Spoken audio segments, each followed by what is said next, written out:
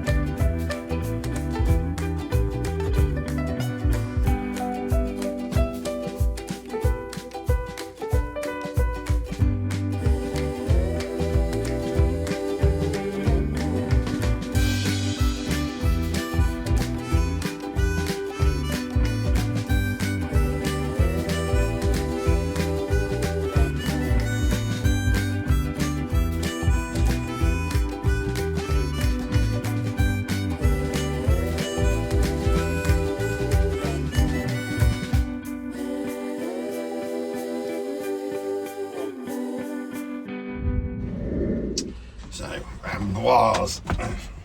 We did actually hit McDonald's because it's easy. Even though I couldn't be asked to stand in the queue to order a takeaway, so I might possibly have made off with one of their supposedly recyclable mugs, but it'll be well recycled in the workshop.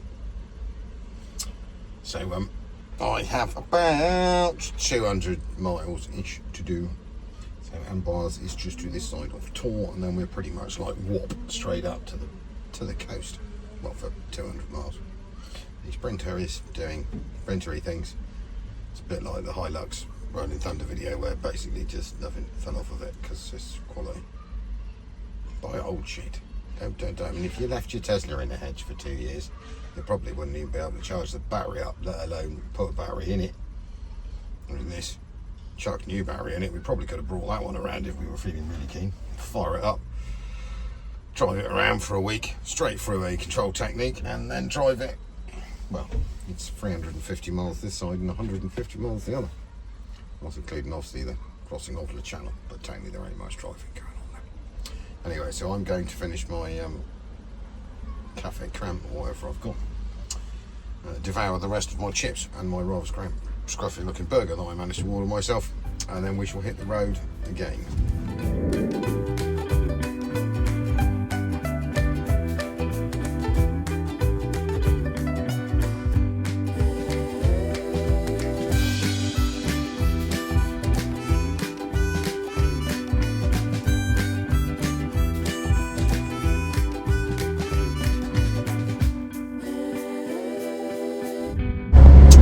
We are now just through Chateau Dun, and I think fairly close to one of my favourite little towns, Bonneval.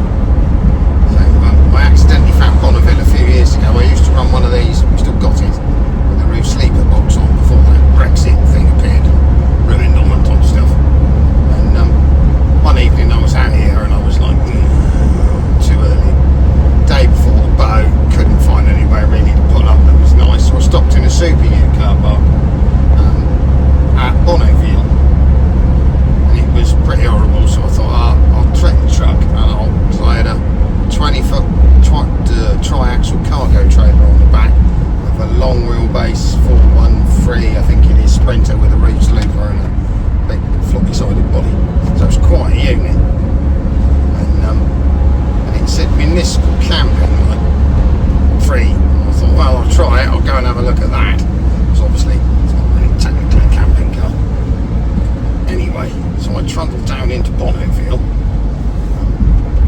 expecting to get horrendously stuck, and accidentally ended up in their free campground at the bottom down by the river, which was absolutely spectacular. Showers, little river, down, no charge. I mean, it's one of the brilliant things about Europe is that you can camper van all over the place and not get charged 35 quid a night to park it. It's still murderously old, in case you haven't noticed. It's come down a bit, it's in the late 20s, but and I had the most spectacular night there, so I've advised loads of other people on their way out of the top end of France, north of France, pull in there. And I'm seeing this, it is now 4 o'clock and we've got 146 miles to do, and the boat doesn't leave till midnight. We're not exactly in any rush, so we might go and have a cruise around Bonneval, because I think I'm on the right road. Sprinter is doing sprinter things. There's a bit of wind noise, you'll have to excuse. This is the phone's microphone, because it's melting in here with the windows shut. I did just stop in a super U at Chateau Renaud and grab some canned juice. That's my lollies. I managed to eat 3 of them out of a box of 6. I couldn't do any more than that. I'm starting to feel a bit Tom Dick and or Uncle Dick. So the rest of them went in the bin, but it was actually ridiculously cheaper than buying one. I will just keep trundling, because this is through the Pays du Loire, I think we are. So there's this bit of a problem in France these days, that the French national speed limit used to be 90 kilometres an hour.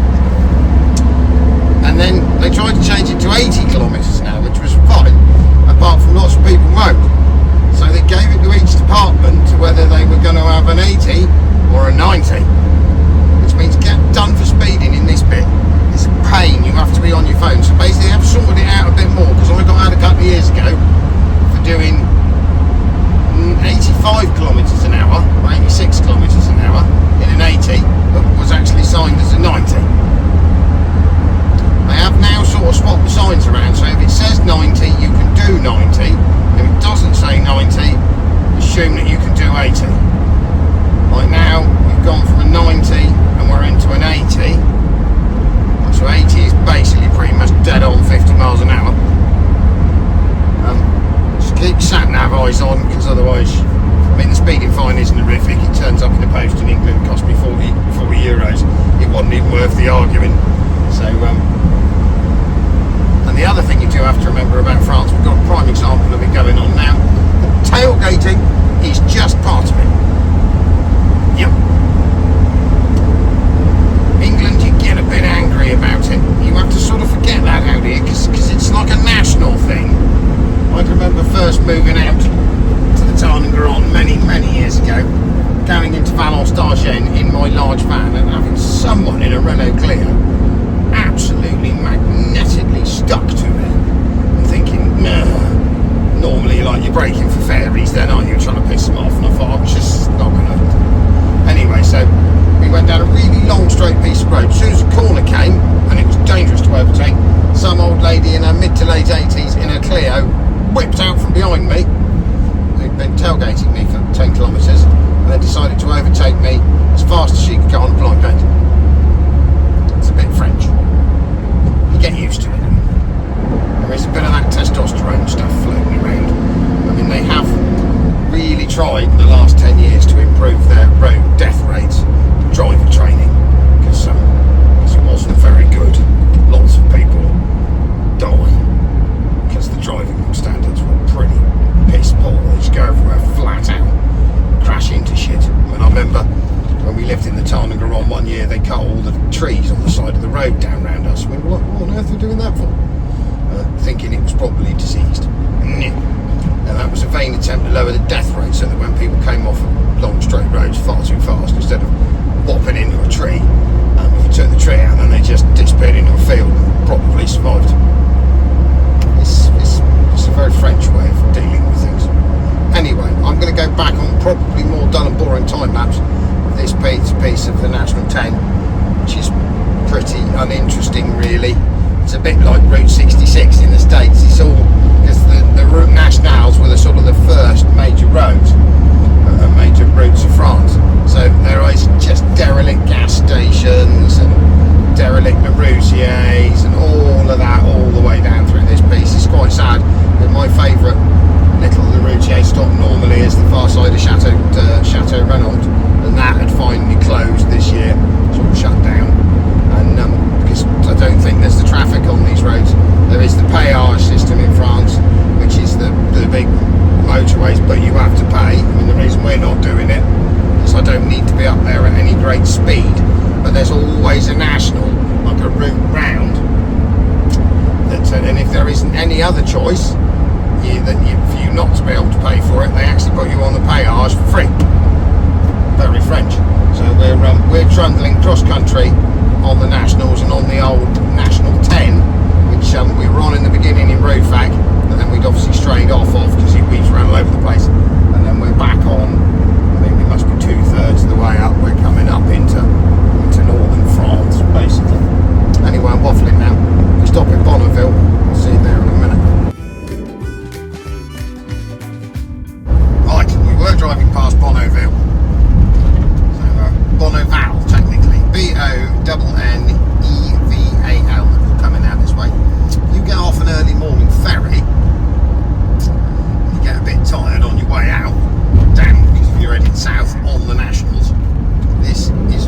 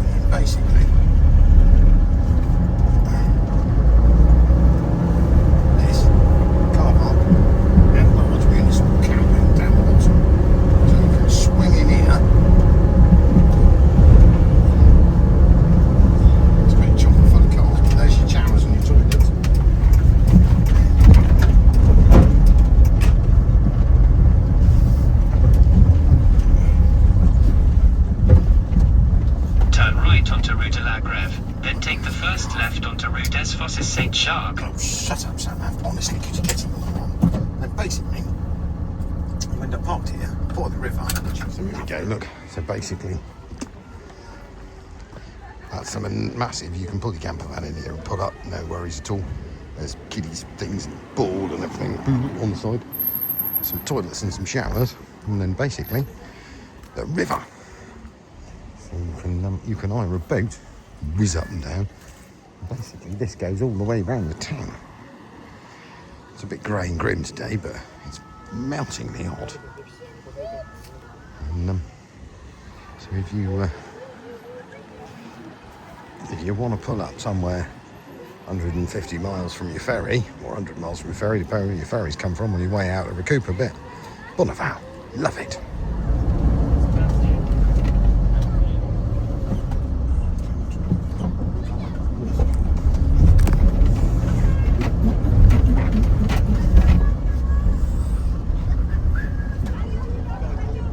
So there's a little water splash in the bridge.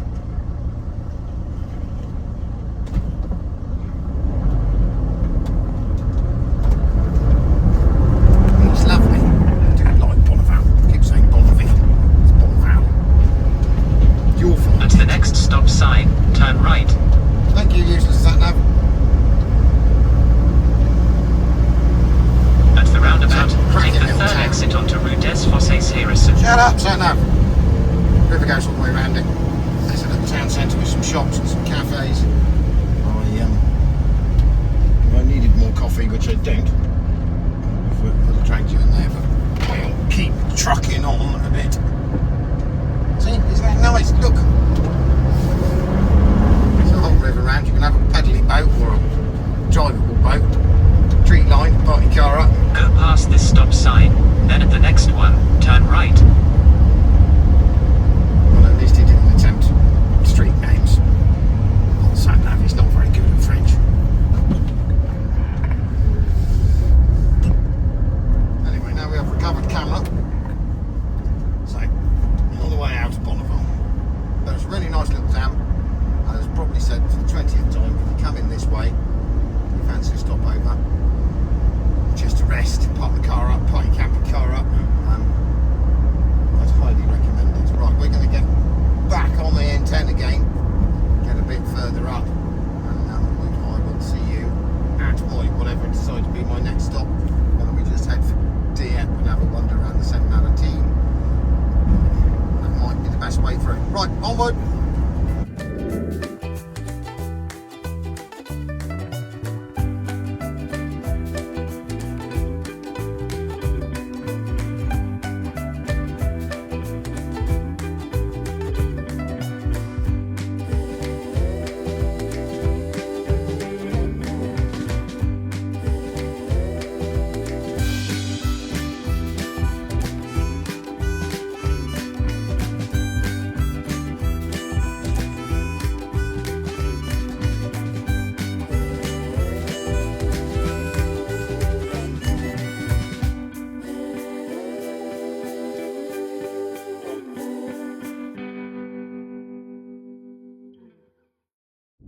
Some days I despair of being bloody British, honestly. I'm going to turn the pissing camera around.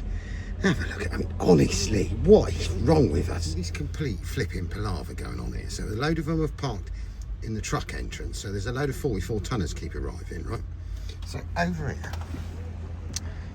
it's the running lanes, yeah. So they've got 2 green ones lit up. Now there are 1, 2, 3, there are 6 lanes, right? Admittedly, that one has got a bus parked in it. But there's plenty of space for everyone to park in another lane, and then they shift over afterwards, apart from that lot have decided to park there and block the car park. Yeah, you could have just gone down the side. And then all of this lot now have had to park round the roundabout.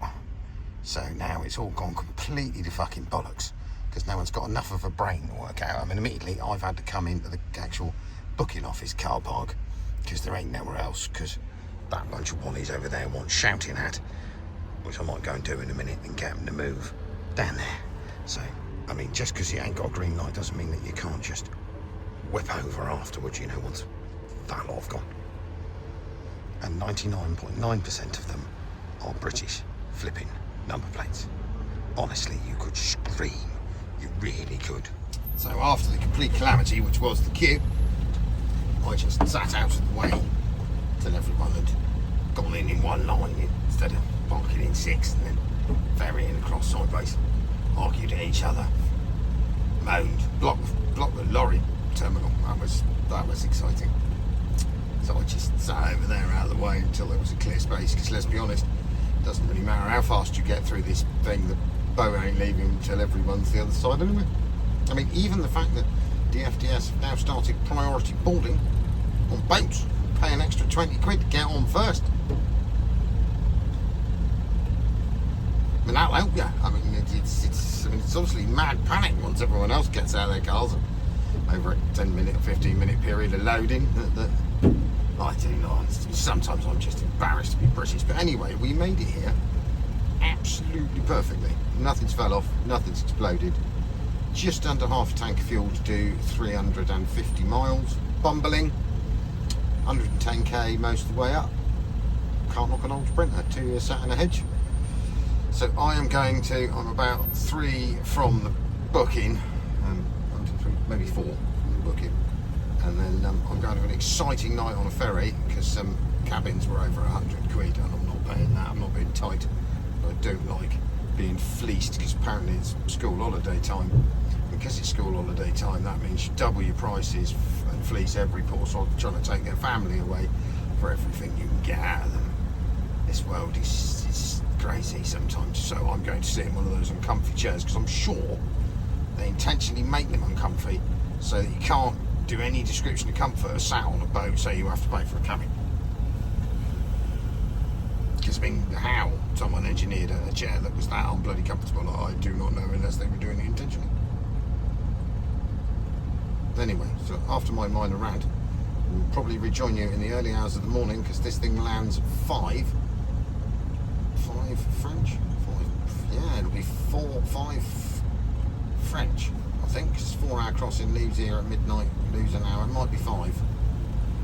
We're an hour ahead, so it leaves at 11, gets in the floor. It might actually be 4 o'clock in the morning British time, we know. I'm not quite sure, I'm completely confused. I'm just embarrassed to be British, at least I don't look like I'm British because I've got French number plates even though my steering wheel gives me away. I'm stuck behind one of them stupid electric cars with stupid electric lights blinding everyone. Right, onward. So 1:30 in the morning.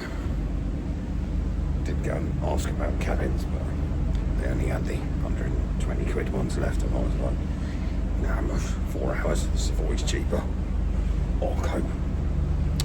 So we are a third of the way across the English Channel in really thick fog. Right.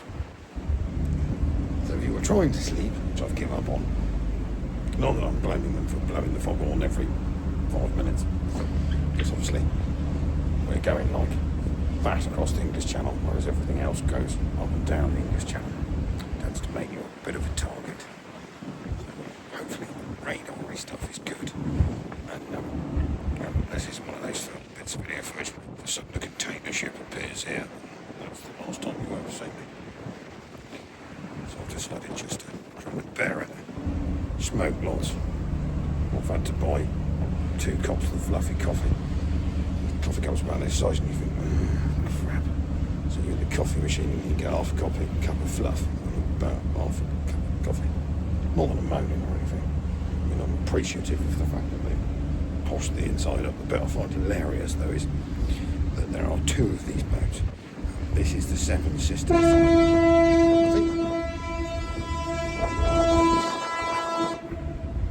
And the other one is the Côte d'Arbar. Côte d'Arbar seems to run pretty well. She runs pretty clean. We might go upstairs in a minute. I'll point this phone. The funnels in this one and the Seven Sisters I've been on about five times out of the entire time. Most of the time I was on the Côte d'Arbar. I reckon this thing is fucking bollocks to worn out. It smokes like a tree. And if you stand by the engine hatches, all you can smell is like crankcase pressure and really hot heavy oil. It's not good. I'm going to go upstairs and go and have a look. Right, so we're up a deck now. You'd be forgiven for thinking that all of that rolling over there is fog. Yeah, no, it's not. Now, about chips. I mean, I would assume that this is... But look. So we've been running flat out for 2 hours, and it was like, obviously it's not cold or anything. It's fucked, isn't it? And there's got to be something wrong with it. My engineering brain says I know quite a bit about ships' engines. So the 2 ships are identical. The other one doesn't do that, and if you come down here, the generator and engine room, ventilation hatches, you won't be able to hear bugger all because of the noise. They're here. Now, all you can smell here is sort of a mixture of crankcase pressure, like, you know, when your engine's breathing like a shitter, and then it sort of wafts warm air or warm compression gases and engine oil. So, I think Thomas and Marshall will go over here again.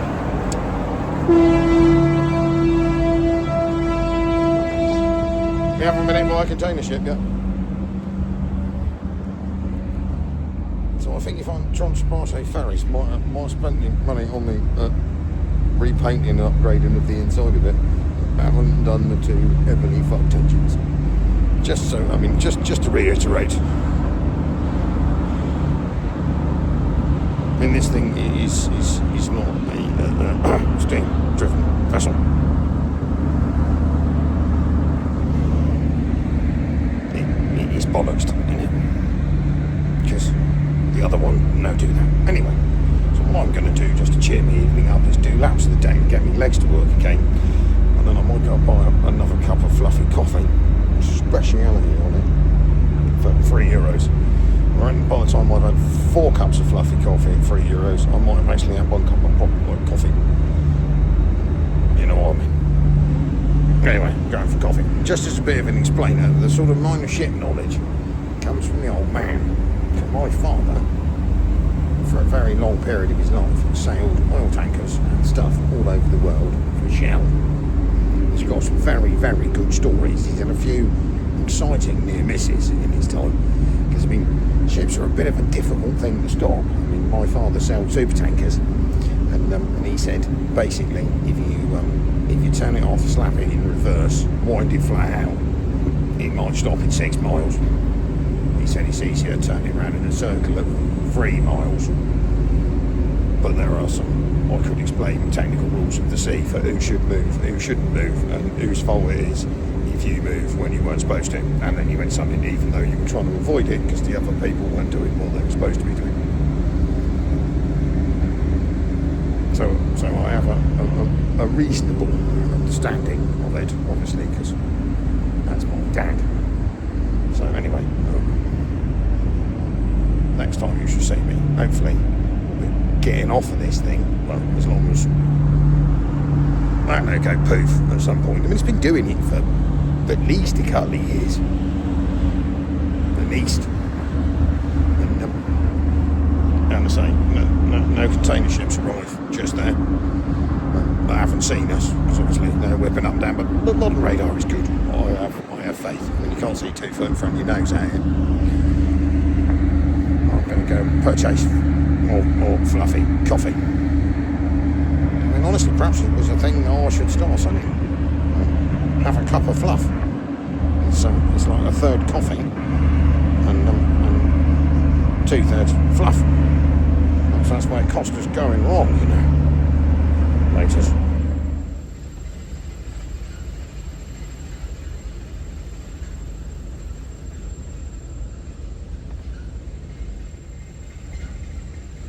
See, I'm no ship's engineer, but obviously part of their refit was this new metal ceiling.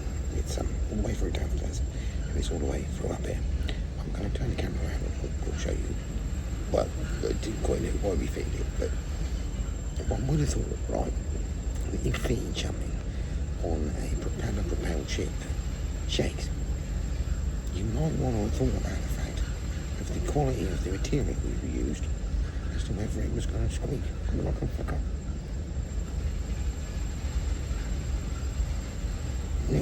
No, would you do that to me? I mean, I was trying, I'll swing the camera around in a minute because this boat used to sort of have this big push wooden ceiling, and then a big centre aisle at the back, with a decent sort of staircase that you could get loads of people up and down. Now, when we did the Grandstand last year or the year before, when we took it out of service, we got rid of that. So what we did was put a massive shop in the middle of it. We only had a little shop for like a duty free that was reasonably priced. Got rid of the massive staircase that, like, if the thing happened, I think lots of people could run down and get off of it. Replaced it with a crap tiny one and a massive shop and some squeaky stuff and a big shiny thing in the middle. I mean, I was trying to sleep downstairs in the incredibly uncomfortable but quite comfy looking chairs. I'm sure I designed one now. And there was a bit of ceiling outside squeaking so badly, honestly. I had to, when I found it, poked it, you put your finger against it and it stopped squeaking. So I managed to jam up half a packet of wristlet papers underneath the bottom of it. That shut it up. So I probably made all of the people downstairs' life and tried to sleep much nicer. But this is been really, I am certainly very much like Victor Meldrew this evening. See, we've washed it up. These are the same chairs they've had for the last 15 years on the tables, because they are mind-bendingly uncomfortable due to the fact that they've got a solid wooden back. So they've got no padding, but that bit just digs in your spine, so you can't sleep in these. So over here, right, they've been here forever, and they've got this new squeaky ceiling. That used to be a massive stairwell you could like walk up and down. So now it's got this posh bit in the middle that's all lit up with a massive shop underneath it. And an annoyingly squeaky ceiling that must drive everyone absolutely crazy who's trying to sleep or given up on trying to sleep. Right, glasses off, and you had to have them on the phone. It is about 5:30. Yeah, so we was doing bridge time. Yeah, 5:30, 4:46. Let me just move you all down a bit. We are disembarked off the ship of doom. Can't say I was terribly impressed with the FDF Seaways this time, but that's all part of the fun of it. So that trip cost 216 quid one way. They were like, oh, we've got some cabins left over, and you were like, yeah, brilliant. You wanted 110 quid. I was like, I don't care if it's the sea view cabin, if you go on the inside ones. I'm like, no. So funnily enough, they're a load of empty cabins. They are getting too greedy. Whoever fitted the squeaky ceiling was shooting, and I mean, it's just a mess. That's a shame, because that was such a good ferry crossing, but we'll have to look at some other options, I think, from now onwards. They're going to start doing things like that. So I'm not going to film me propelling this Sprinter within the legal speed limit at a great speed towards my house, because let's be honest, you don't really need to see me drive this from New Haven to Holt. But what I will do, if depending on how I can get to my house, obviously, because it was all a bit charred round it, if we're going past the fiery stuff, I'll flick my phone on, camera on, because I think it's my missus said she'll be quite shocked. To me, said I'll be quite shocked, apparently. So anyway, I shall leave you here, and the next time I'll be back, we'll go and have a look at how bad Holt Heath is up the road literally the other side of a tiny piece of wood from my house. Okay. I'm lucky. Ta-da! Gotta give it its due. So I reckon this van, I left it sat for 2 years. I think Richard might have left it sat for 3 years. Mm-hmm. And we turned it on, drove it from Villiers-le-Roux to Sozy-Vozy after just checking that everything was still where I left it, which most of it was. Even the handbrake mechanism hadn't seized up. Ooh. Put battery on it. There is the Bosch battery in the back, which I reckon will come round again. It was still just charged. And then I've just thwapped it 600 miles home. Sensible across France, and then when I got off the ferry yesterday morning at 5:30, we decided we'd use the coast road and light her up. She goes quite well. And it's used 3/4 of a tank of diesel from Rufek to... Oh, it hasn't broken. It hasn't broken? No, so we've got to decide what to do with it. Mm-hmm. So it's prime African export, but I don't know whether I want to send it to Ghana, and I have just paid a year's French insurance on it. So we'll decide. It needs a little bit of, that door's a bit rubbish, but I have got one of those, and there is a bit of a dent, just in case you haven't noticed it. Yeah. Back there. But the rest of it is really quite good, and it hasn't done hideous kilometres. Not that I need another Sprinter van. Well, that's not a bad door, really, is it? No, it's all repairable. Someone's put a bit of roofing tin on the end of it, which wasn't being painted white. Yeah. So I'm assuming there is a fair chance that our bit has fell off. Anyway, so I am having. You are Capreing. Yeah, I'm still Capreing. You're still Capreing. So Fudgy's had 2 and a bit weeks of Capreing now. I have. So we'll do a Capri update, but not in this video. I'm going to keep out of here till Monday. Well, I'll be here, but I'm not doing anything customer-wise till next week. Yeah. So I'm going to go and see Terence, say hello, drink coffee, sit around, do nothing for the rest of the day. Because I got home yesterday morning. I've had lots of sleep because I did 30 hours of being stood up uncomfortably. Hence the slightly moany bit of footage you'll have seen about cross-channel car ferries and British people in queues. And this will do for this video, and then we're back to technical normal service, I think. Yeah. So I have a feeling next week's going to be, or the Daihatsu start. You'll notice my camper van, it's probably out of shot. It's back from Claire. Claire has been. She's been camping, right? Festivaling. She's done 2 or 3 festivals. She seems very happy. So we didn't take any video footage of Claire that night because apparently her hair was greasy or something, and she looked like she'd been blown up, so she wasn't having none of it. So anyway, she's quite happy. So we'll try and collar her when she comes in here with it, just so that you can. But she'll have to make sure she's done her makeup, made us look respectable. Apparently. Yeah. Yeah, it's a female thing. Yeah, no one wants to see her. No. And then we might just have an end to the video of going and showing the devastation alongside my house. Yeah. One idiot with a lighter. Some little shitbag with a lighter. Little bit, yeah. I mean, 3 points of ignition means that someone set fire to that twice. So they set fire to it on the Friday night, and then they came back on the Saturday once the fire service had just left and set fire to it again, and ruined a shitload of stuff, killed a shitload of wildlife, and to be honest, probably one finding. Yes. Because someone did it earlier on. I'm sure I can't remember. They did it at the woods over where Where your missus is. No, not far from where my missus is, but there's that wooded area. I forget what it's called now, but it started at 3 o'clock in the morning. Yeah, which is someone lighting it up. Yeah. And then I came home from here one evening.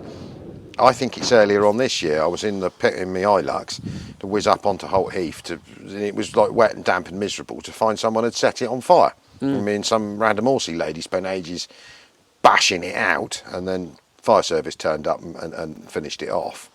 But yeah, there's obviously someone locally with a bit of a problem that wants a bit of a talking to. They need a seriously good kicking, yeah, in my eyes. Yeah, I mean, it didn't take anyone's houses, but it took someone's garage and their vintage car. Some stables went up. And also the wildlife side of it. I mean, all the lizards. I mean, any of the hedgehogs, Snakes. none of them would have been out. Snakes. I mean, none of it would have been able to move fast enough to get out of its way. And what you get out of things like that, stand back and watch. Yeah, so hopefully there's a possibility of figuring out who that is. And They'll probably get a slap on the wrist. get thrown off a bridge. Yeah. Anyway. Right, so we'll do possible bit of fire. You might have that, and then that'll do. So we are back, ish. I'm going wandering around for the day, so I don't get collared to do anything. Yeah. And you're I'm still praying.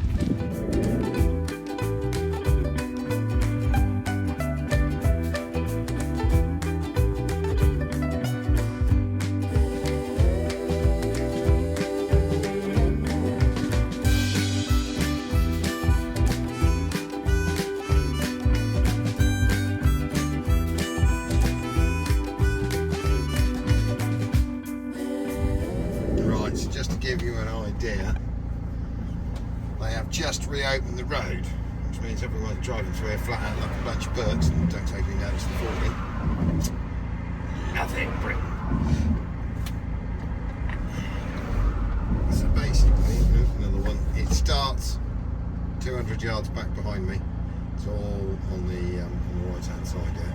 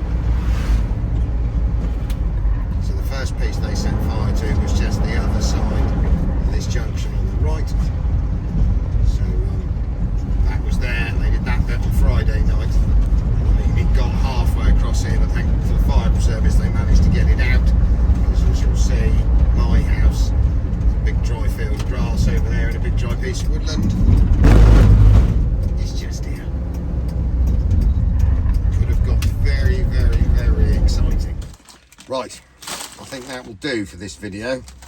Excuse the large amounts of time lapse swearing at British people and complaining about boats.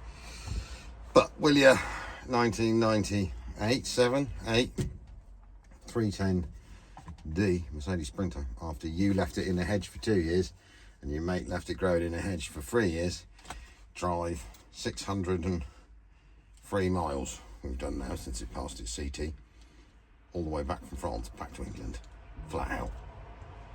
Yeah, not even a worry. Change nothing. Right, thank you very much, our 6D Diesels, and we will be back normal service Sunday.